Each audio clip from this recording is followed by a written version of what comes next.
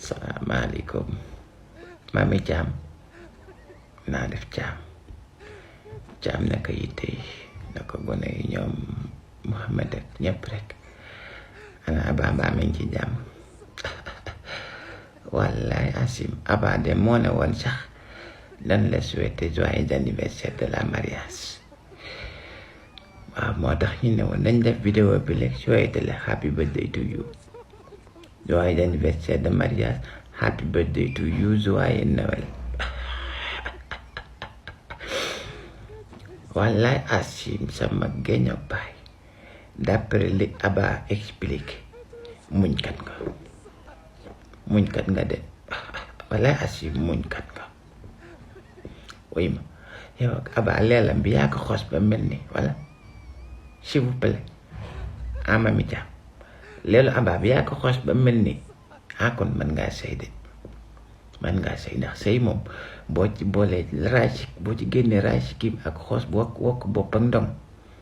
da ciy des ci bari mën ngaa sëy bopp Abba bi nga jàpp ko xoos ba mu leel nii laay Abba way ma yow Abba ni mu dëree nii mën nga communiquer ak moom nooy communiquer ak moom s'il vous plaît mami mami mën ngaa muñ de Abba de bu la bëggee wax dara mën ngaa de bàyyi ba ngoon mën naa commencé 8 heures ngoon muy doog a pare nga muñ loolu yëpp boole ceeg sëy bu rafet jàpp ko di ko xoos ba mu leel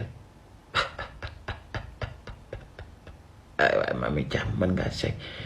donc pour cette occasion je vais encore te souhaiter joyeux anniversaire de mariage happy birthday to you joyeux Noël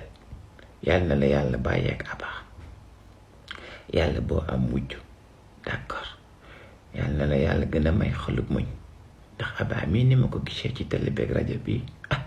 waay ku mën a muñ rek kay sëy ak moom wala asim ku mën a sëy rek mooy muñ ak moom wala noonu la ku mën a muñ rek kay sëy ak moom laa bëgg a wax waaw ngeen góorgóorlu nag ba ku ne suul sa morom wala du noonu de faaw kenn suul morom ngeen góorgóorlu daal ba ngeen ànd ba jaaw di weex di wéy dégg nga ngeen fekk njariñu gone yi te yow si yàlla defal leen jàmm xolu jaam yi ni mu koy bëggale yàlla na leen ko yàlla fay bëggale noonu seen xol ngeen ànd màgget di wéy dégg ngeen de waa leen ngeen góorgóorlu nag Abba te nga wàññi yow it ndoxaan mi ba ko dégg nga waaw góor a yow wallaay asim Abba ak mami Thiam yal na leen yàlla